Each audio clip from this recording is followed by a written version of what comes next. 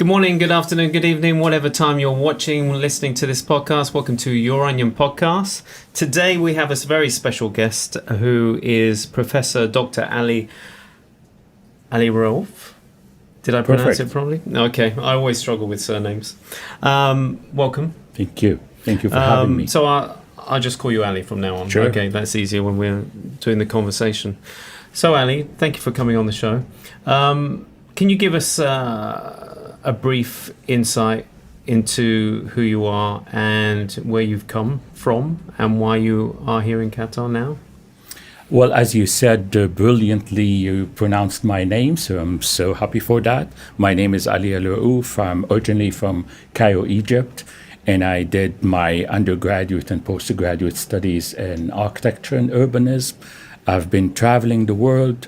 I had excellent time in University of California at Berkeley, which literally shaped my thoughts and intellectual and critical capabilities. And then I decided to move to the Gulf because of the unprecedented evolution in terms of architecture and city planning. So I spent 5 years in Bahrain, and I joined Qatar University almost 10 years ago. And then I'm honored now to head a unit for research and development at the urban planning department here in Qatar.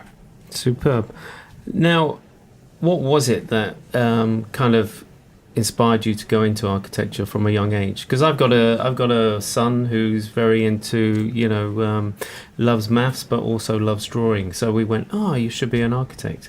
What was it when you were younger that kind of inspired you to go into that field? Well, to be very honest with you, after 32 years in educating students about architecture and urbanism, I would say that sometimes we sort of jump into the conclusion of if we have a talented person in drawings, in math, that would be a good candidate for studying architecture. Yeah, and it's not? Well, with my due respect, I think, and this is what I was trying to introduce to the aptitude test in different schools of architecture that I was honored to be part of the faculty, is that we need also to understand how those kids are sort of perceiving the whole notion of people and places, how they feel about contributing to creating positive places for people. Because if we only focus on the notion of drawings, you might end up with what I would call it architecture for the elite rather than architecture for the community. So definitely the ability to draw is wonderful, but also the ability to sort of articulate some thoughts regarding how you would envision your role shaping places and spaces. Now, has that changed over the years? Because you've probably seen it from, when you first started in architecture to where it is now. Are you considering people more in the workplace and in the living space compared to way back where it was more like, if it looks nice, then, I would definitely agree with you, and I would even suggest that we had a fundamental paradigm shift in the sense that architecture as a topic of study in universities and also as a sort of a practice was sort of articulated and designed to speak to the elite, to speak to the few. And I think the paradigm shift started mainly by the consequences of the Second World War, when a lot of people realized excellent theologians like Jane Jacobs in England, for instance, where they started saying that it's not only about designing a house by the beach, but it's about designing a waterfront for the whole community. And I think this is the paradigm shift that I am personally very excited about. Superb. Coming from Egypt and then moving over to California to do your study, how was that? That's two different kinds of culture and the way of thinking. It was dramatic. Yeah, I can It was imagine. dramatic from the very first day. And it was not a typical cultural shock because Berkeley also as a city, it's very, very liberal. Yeah. And it's the kind of city that from the very first moment, you will feel that you have to have an opinion, you have to have a position, and you are entitled to your opinion and your position, and this is the birthplace of the free speech movement. Yeah. So coming from Egypt with all this kind of conservatism and respect, and you have to obey and you have to stick to the rules, it took me a bit to acknowledge this, but then later I enjoyed it, and I think it profoundly affected my personality. Yeah. Well, I can see that when you first gave that introduction, that was something that really moved you and changed you. Definitely. So, okay, so you studied in California, and then you came back to the Middle East after that? I spent some time in Cairo, and then I moved to Bahrain. So, and what were you doing in those instances when you came back to Cairo? I was mainly teaching, and also I did some practice. And was that what you wanted to do? Teach more than actually, work and design and... To be very honest with you, design is like also a sort of one of the platforms for manifesting your ideas. So when I was in Egypt, I was able to do both because I love teaching. Teaching is a passion, and I am the kind of person that would generate energy out of my students. Yeah. So my students were telling me all the time that you are inspiring us, but actually it's vice versa. I get a lot of ideas and energy from interacting with my students. But also in Egypt, because of the economical situation, you have the right to have your own studio and you do your own designs. So I was also enjoying this. But then later when I moved to Bahrain, the focus was on writing, research, teaching, and you provide consultancy, but only via the university or the government.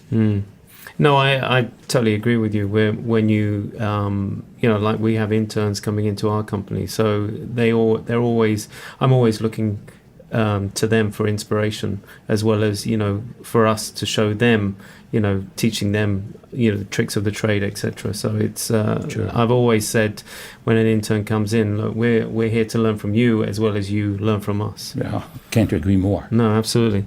So in Cairo, have you seen, architecture change, and, how do they deal with designing buildings within a framework of, history that they have already? Is it complicated? Is it easy? I think the fundamental challenge for Egypt in general, and particularly Cairo, is that you're talking about one of the greatest city on earth. And when I'm saying that not as a bias to my country and to my capital city, but when you see the layers, the historical layers accumulated in only a single street in Cairo, you'll be literally amazed. Yeah. But while heritage and history can provide beautiful examples for us, I think the fundamental challenge for a lot of architects in Egypt was that they sort of limited their inspiration to a representation of a specific chapter in history. So they would resort to Islamic architecture, Pharaonic architecture, Coptic architecture. And in this sense, as if you freeze your identity, as if identity is a product, is not a process. And I think that was one of the main challenges, how to see the cultural continuity and therefore the architectural creativity as a continuous process rather than only select a specific time frame and either copy it and paste it or inspire from it and reproduce it in a different format. Right. And so when you left Egypt, you went to Bahrain and you were there for... I was there for 5 years. Okay, and what was your responsibility? I was teaching at University of Bahrain School of Architecture. Okay, and so after that, what made you come over to Qatar? Well, it's quite amazing because I was attending a conference, and then some colleagues said there are a lot of issues happening in Qatar that might interest you. And I said, well, no, because I am a regular traveler to Qatar, because I used to come here to watch the tennis matches. I'm a tennis lover. Okay. And they have the tennis open here. It's Yeah. absolutely amazing. It is. And I told them that I'm not that much excited because my experience with the city is not that, particularly if you start to compare it with the other Gulf cities. And he said, no, there are very interesting things happening that through the last maybe 5 years. That was in 2008, 2009.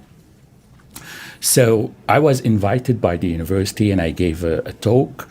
And at that time, I also realized that for the very first time in the history of Arab countries, a country would dedicate 2.8 of its income for research. And to me, that was also another interesting sign. So it's not only about architecture and urban revolution, but it's also about a sort of a new agenda, a new sort of competition, not the typical competition of building the highest tower of the largest shopping mall, but also it's about brains. It's about how to sort of invest in people. So I was so excited to do the move. Wow.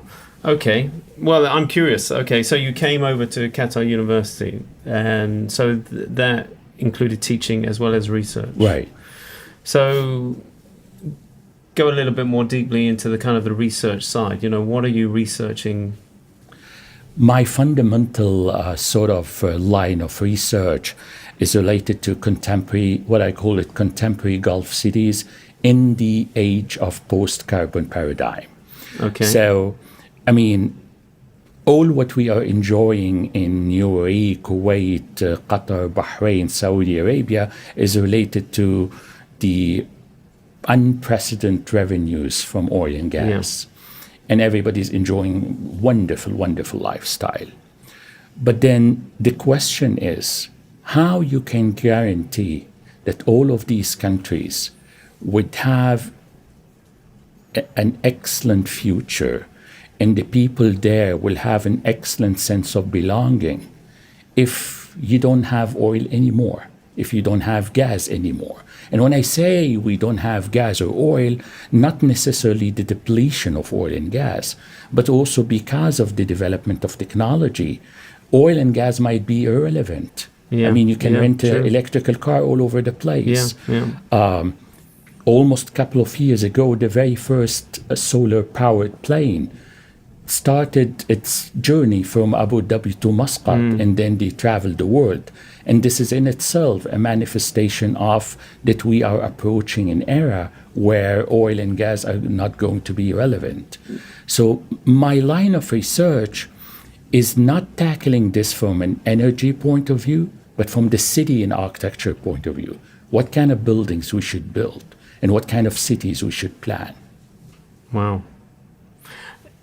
Yeah, because you see it, you know, coming from Europe, coming from the UK, you see things changing with regards to the way people use the town centre now, that right. They're becoming ghost towns because the way it used to be that everyone used to go to the city centre to buy various goods, products, etc. But now people don't have to because they're buying everything online. Sure. And, you know, no one needs to go into the city centre.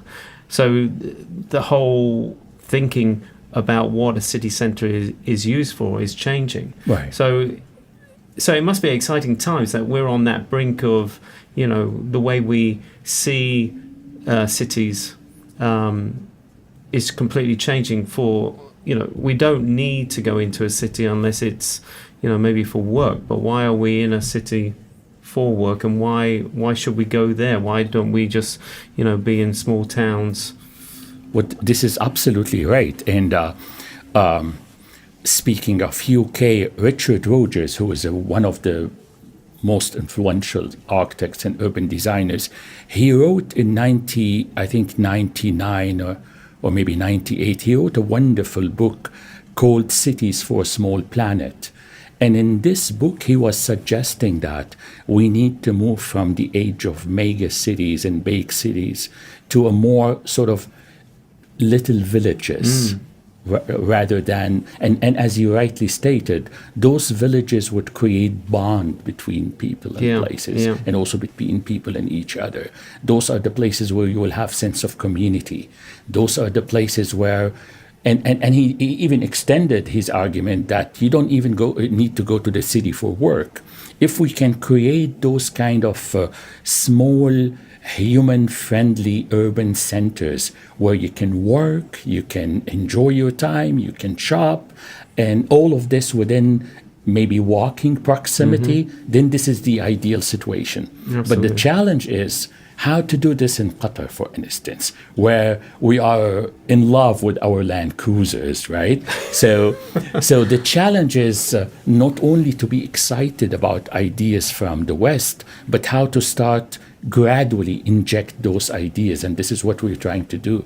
And this is what I promote in my research. Well, so how long have you been doing this research, and has any of that research been implemented?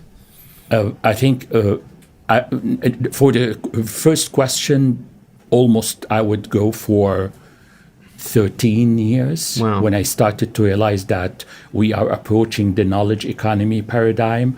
I read a couple of books in 2005 or 2006, and I was so excited that knowledge can be related to economy. I was under the impression that the economy is related either to resources, gas and oil, or related to industry, Porsche and BMW and whatever. But then to use the power of brains, to use the creativity of people, and to bring money out of this. And then later I read Thomas Friedman's book, The World is Flat. And I was so excited about some of his examples when he talked about Bangalore in India, which is the Silicon Valley of India, and also Silicon Valley in California. And those guys, they don't produce a tangible product. No, that's but right. Yet it's extremely lucrative industry. So I started to look at how cities and places can be prepared for this kind of knowledge of paradigm shift. And when it comes to applicability, when I was in Bahrain and also Qatar University, and now more effectively in my position at the Ministry of Municipality and Environment, I have different venues by which all of these ideas can be adopted and implemented. So if we look at the case of Qatar, for instance, the whole notion of knowledge-based urban development is becoming the backbone of the future development. And when was that kind of implemented, or was that when you joined the ministry, or were they already in the process of, thinking? To be honest with you, we need to give a credit for His Highness Sheikh Hamad, the father Emir, because he, in his vision, Qatar Vision 2030, he articulated the whole notion. Not only articulated, he was also acknowledging the paradigm shift from resources and industrial economy to knowledge economy. And he stated that it's written in the vision that we have to be prepared for the post-carbon paradigm, and we have to be prepared for creating a knowledge-based kind of society. But then from this vision, how you translate this into different kind of sectors: education, health, social affairs, and also architecture and planning and city development. So that was there, and there were a wonderful team working on that. But I think because of my research background, and also because of my ability to form small technical groups that can sort of elaborate on those ideas, we have a lot of interesting outcomes happening. So what are you working on at the moment within the ministry? We have three main projects that I am conducting. You can call it applicable research kind of projects. So number one, we are creating an overall strategy for the development of waterfronts in Qatar. Waterfronts? Yep, because waterfronts, we were particularly in the Gulf, and also Qatar is not exception. Our perception of the waterfront is that it's a beach, or It's a place where the nice hotels and exclusive people would have their villas or whatever. Yeah. Now, what we are trying to say in this particular research is that Qatar has almost more than 600 kilometers of water because it's a peninsula. So it's not only about Doha's Corniche, but it's about having a strategic kind of blueprint for those more than 600 kilometers, by which it's not only about beautification, it's not about having shaded areas, but it's more about how to use the waterfront as a catalyst for development. Very good. Another project that we are also excited about is the notion of, because of the locality and the traditions and the whole notion of the Qatari community. So in the Ministry of Urban Planning, we have specific areas designated for Qatari families. And I started this project by posing a very interesting question. What is unique about the Qatari family? Because if we only designate pieces of land, we're not really responding to cultural issues and social issues and so on and so forth. So this project is about how to transform those areas that were designated for Qatari families into places where literally and deeply Qatari families would feel that, well, this is part of us. This is representing our life. This is representing our values. This is representing our traditions and also even religion dimensions and so on and so forth. But at the same time, this is an interesting aspect also that I'm adding to the project. You want to do this, and also you want to avoid creating sense of gated communities. So how to have specific spots within the fabric of the city that would speak to the Qatari families within creating ghettos or gated communities similar to the gated communities that we live in. I am in favor of breaking the walls. Speaking of Pink Floyd. Are you a Pink Floyd fan? Absolutely, 100%. You cannot find an architect that not really? worshipping Pink Floyd, literally. I think it's a course. Wow. No, that sounds fascinating. To, kind of think, how can you create that environment that is attractive to the local population, but not, as you say, put a wall around them. And absolutely, yeah. And you said there was 3 kind of projects that you're working on. What was the third? And the third project is about streets. Okay. Because this is also very interesting, and again, it would relate us to the whole notion of the land cruisers, because all the Gulf cities were planned as car-based cities. Yes. You just drive in it. Yeah, but you say that. But look, I've been here for 13 years, and I've seen a city be built up without much car parking. Right. So how was that planned when we are so reliant on the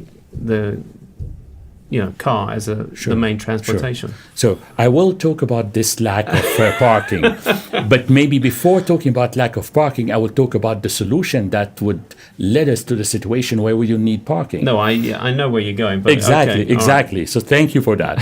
so the idea is, if we change our perception that roads are not highways, streets are not only for cars, and we want to create environments and street design that would allow people to enjoy being in a street. You add to this that we have a tremendous increase in development in the whole sense of public transportation. The metro is on the run, and it's not a linear metro. It's a network of 4 lines that would cover the whole of metropolitan Doha. So if we are in a situation where the public transportation is in an excellent manner, and it's not related to any social degradation, because this is very important, the psychological dimension of using public transportation in the Gulf. People, and I did a lot of studies and I did a lot of interviews regarding that, local people in the Gulf would use the tube in London but they were under the impression that we cannot use public transportation in our own backyard. really? Oh, absolutely. And this kind of rejection in the beginning was related to what kind of public transportation you're talking about. But then when they start to see what Q-Rail is doing, and I think they're doing a magnificent work in terms of the stations, the trains, and so on and so forth, they would realize that, well, it seems like almost a business class kind of compartment, right? Yeah.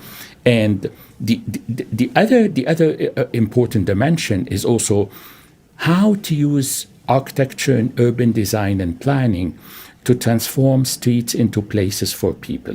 Shaded places, vibrant places, places where the sidewalk is as wide, 2-3 times as wide as the lanes of the cars.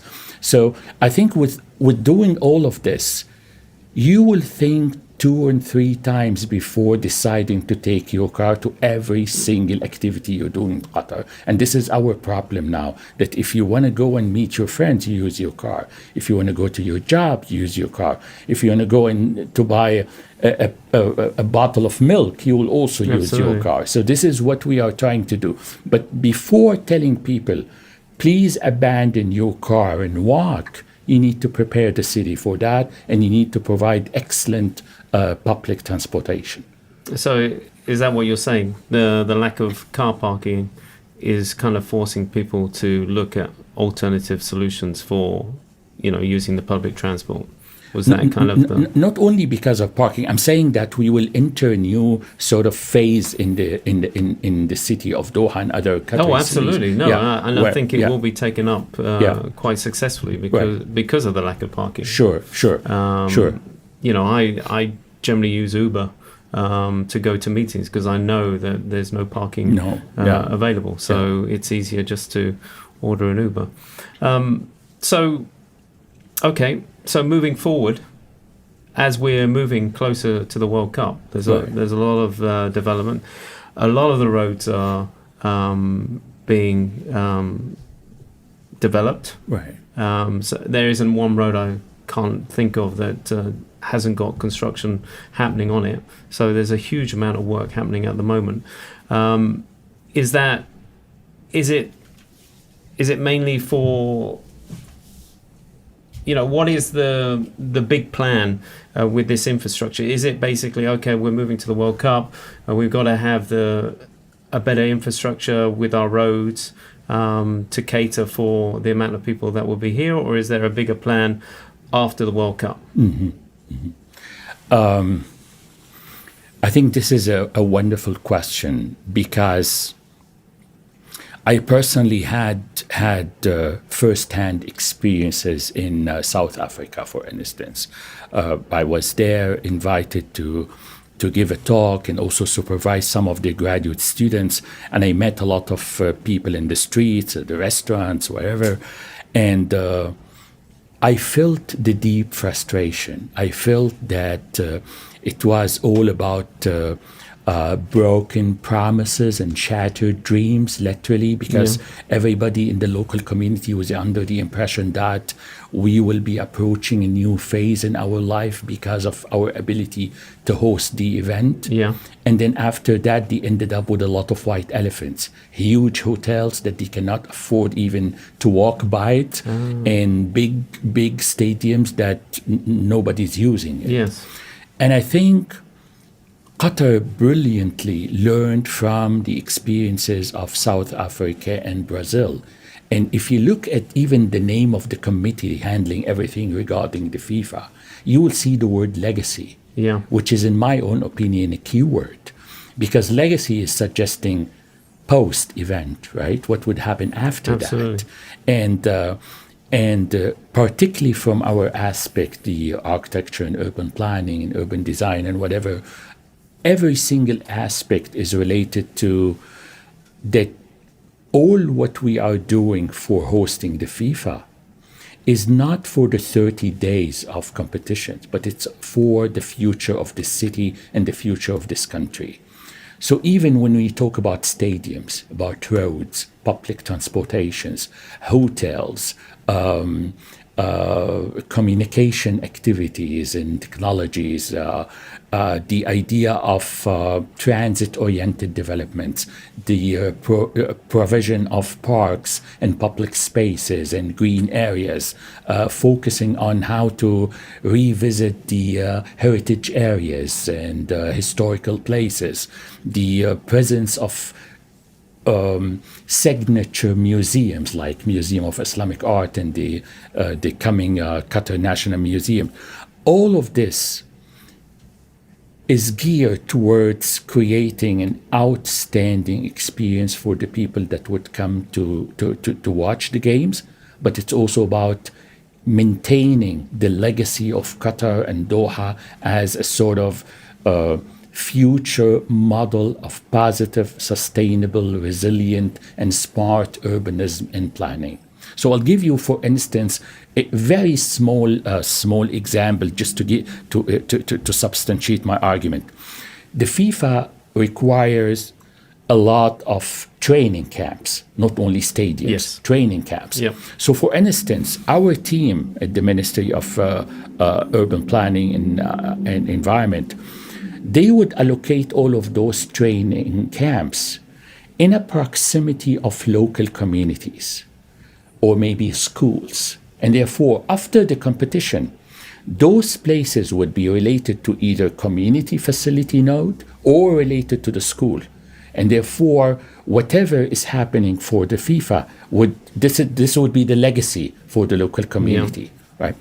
Another interesting aspect is the whole notion of the stadium.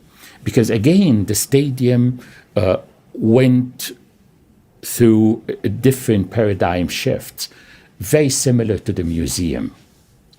Because the stadium was only geared for a specific event, maybe for once a week or once a month, where you'll have a lot of spectators coming and so on and so forth. Some restaurants, coffee places, and that's it. Now, the new way of thinking about stadium is that you will look at it as a sort of a community hub kind of place, a place that you can generate for it almost a daily use, where people can be engaged to the place on a daily basis. And this is the new agenda, that every single stadium in Qatar is designed and sort of envisioned as such. So it won't be just for football, it will be for a variety of different activities. You name it. We had a brainstorming even about the idea of weddings. Oh, really? Because we do a lot of outdoor weddings in Qatar. Great and the idea. stadium is an outdoor place. Yeah, absolutely. Right? And markets, celebrations, activities, concerts, and so on and so forth. So the whole idea is that you gradually show the local community that a stadium is not only for football, a stadium is not an abandoned place, a stadium is not the kind of place that you would use once every 15 days. It's your backyard. And this is the kind of, again, the paradigm shift that I'm talking about. Yeah, absolutely. No, but it's interesting what you were saying about the training pitches, because I remember when I was first here, I was organising company football league and tennis league, but for the football league it was nearly impossible to find a pitch to use or to book. But with this happening, it will be easier, and it's becoming easier. Right. The more we're leading up to the World Cup, it's easier because there are a lot more pitches that have been built. Sure. So no, that's great. Yeah. So we've gone past the World Cup. Do you see, with architecture and urbanization in the future, how is Qatar? Are there going to be more towns? Are we going to still have the main towns here, or is there plans to build in the rest of the country? I see some sort of very clear features for the future. Number one is what I called it in my latest book, the knowledge-based urban development, which is that we totally I don't want to say forget, but we totally realized that the whole notion of imitating cities like New York or Singapore or whatever is not adding anything to the any Gulf city. Yeah. You have, I would argue that every city on earth has its own story, and we should dwell on that. And I think Qatar was able in the last 10 years to sort of not only relate to its history, but also to create its own new identity as a place for research, knowledge, libraries, museums, and so on and so forth. This kind of architecture and urbanization, you can quickly and swiftly move it to different spots around the country. I mean, look at the notion of constructing a museum or a library or a research center, and then you can use it as a catalyst for urban development. So this is one feature that I'm sure is part of the overall portrait of Qatar in the future, that we're not excited anymore about towers, but we are more excited about this knowledge-based kind of development. Another interesting thing is related also to the multi-center kind of urbanism. I mean, Doha captured the spotlight for a good number of years, but our ideas now, and we have excellent teams focusing on that, is that to look at every single other city in Doha. And again, as I said, we would create a strategy for it. And this strategy is related to its past, its history, and also related to what kind of role this specific city can play. And therefore, I'm so much excited about this notion of multi-centers urbanism as opposed to more centralized. I see also, as I said, aggressive move towards, in the pipelines and the blueprints, aggressive move towards transit-oriented development and how to help both Qataris and expats to acknowledge the idea. And then my very final point regarding this is that I see also a very balanced approach to the whole notion of who is the target group of all of this. It's not only about Qataris. It's about Qataris and about expats, in a sense that with all these new immigration laws and the whole notion of long residency and so on and so forth, I think Qatar also was able and will be able to establish an interesting sense of belonging between people and places. One of my fundamental challenges that I shared in most of my research was related to people, they don't feel that they belong to the place. And this is very bad. And this is what's happening in UAE, in Kuwait, Saudi Arabia. Everybody's on contractual basis. Yeah. I will leave after a year. Yeah. I will leave after 2 years. That's right. Why you want to ask me about my opinion about the city? It's not my city, right? So you cannot deal with 85% of the population as such. And I think this is what Qatar is brilliantly doing now. Those 85% of expats, of the populations are expats, but they have to have a say. We have to acknowledge their presence. And whoever from those 85% is excited about using Qatar as his final destination, we would be happy for that. And therefore, people like us working in the architecture and urban design and planning domains, they should consider how all of these places are also talking to the 85%, not only the 15%. So I think this is also a fundamental change in the sense of how the future Gulf city would speak to people rather than only locals. Nice. Fascinating. And do you see the like compounds disappearing as well? Because it was very much, for expats to go and live on a compound. Do you see them disappearing and it being much more open? Or do you see there is a place for a compound? Right. Well, you know what? It's interesting to trace.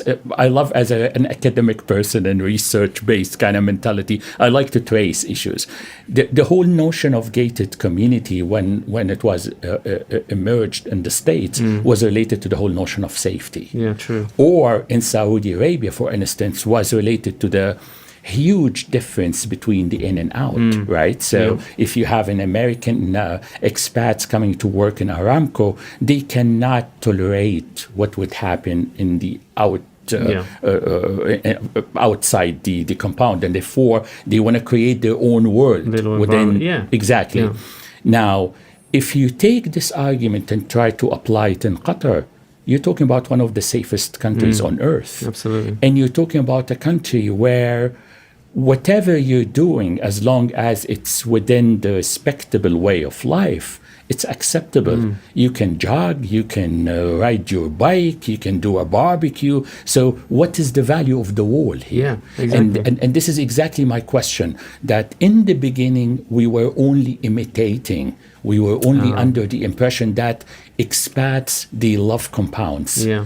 But you can have the compound without a wall, because it's extremely safe and it's extremely open.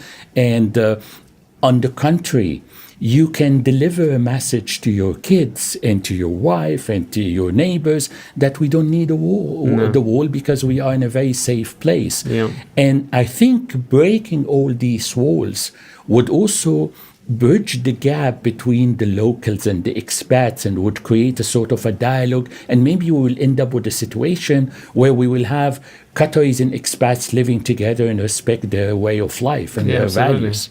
And that kind of opens my mind in regards to, do you see in the future that there will be Measurelesses for expats and locals to kind of meet and discuss?